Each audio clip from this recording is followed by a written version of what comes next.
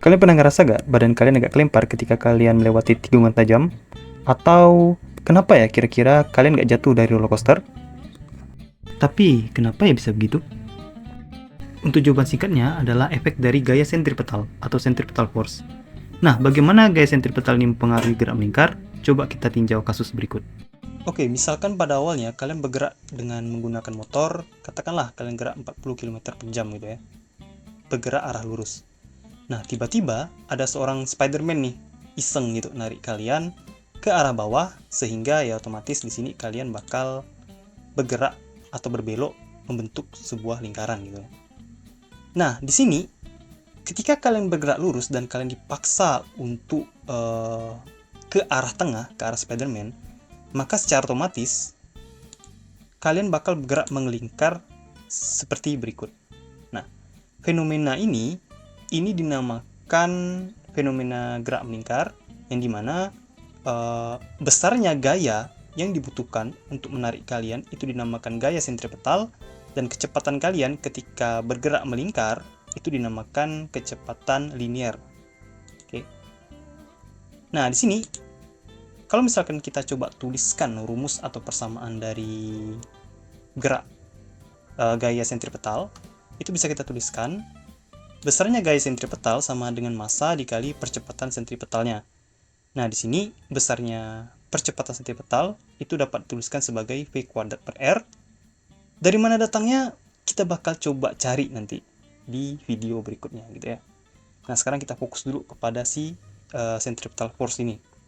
Oke, misalkan kita coba kerjain ya satu contoh soal tentang percepatan sentripetal. Nah, di sini misalkan kecepatan linear kalian saat menaiki motor adalah 40 km per jam. Dan jari-jari lingkaran yang dibuat Spider-Man dengan jaringnya itu adalah 2,5 meter. Maka, berapakah gaya sentripetal yang dibutuhkan untuk Spider-Man ini bisa membuat kalian bergerak melingkar untuk membendung gerakan kalian gitu ya. Di sini diketahui massa kalian ditambah massa motor, katakanlah itu 150 kg. Nah, berarti di sini kita tuliskan dulu hal-hal yang kita ketahui dari soal.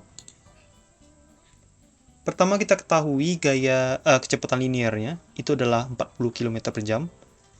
Tapi dikarenakan di sini kita bakal menggunakan satuan internasional SI, ini akan kita ubah menjadi meter per sekon.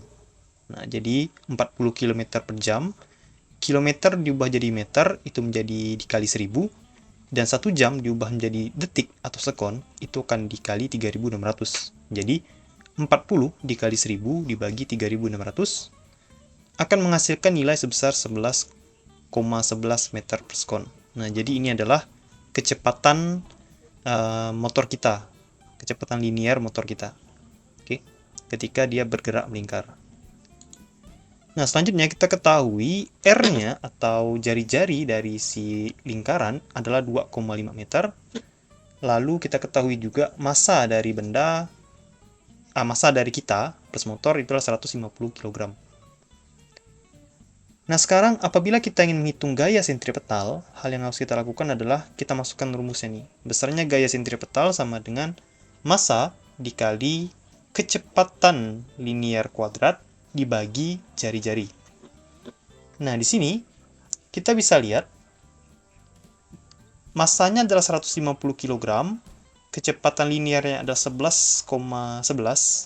Ini kita kuadratkan dan kita bagi dengan jari-jari lingkarannya. Itu adalah 2,5 meter. Nah, maka apabila kita hitung menggunakan kalkulator, akan kita dapatkan besarnya gaya sentripetal adalah 7405,92 Newton. Nah, jadi dari perhitungan yang kita lakukan, agar kita dan motor ini bergerak melingkar, maka Spider-Man harus menarik kita dengan gaya lebih kurang 7400 Newton gitu ya. Jadi ini gaya yang dikerahkan ke tali atau benang Spider-Man tadi agar kita bisa bergerak melingkar. Nah, seperti itu.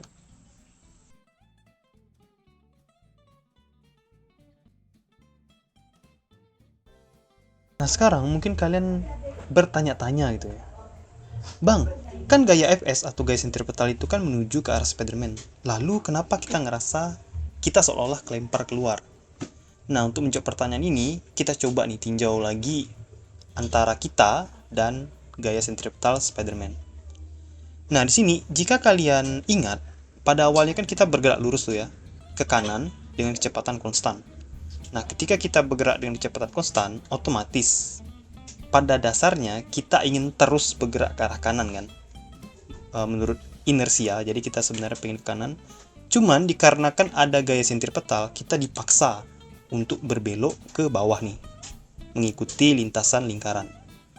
Nah, dikarenakan kita dipaksa dalam tanda kutip, maka yang awalnya kita pengen ke kanan, sebenarnya kita bakal pengen terus ke kanan, tapi dikarenakan ada perubahan arah gerak di sini, arah kecepatan, maka seolah-olah yang ini tadi akan memberikan kita efek agak gerak ke kanan gitu ya.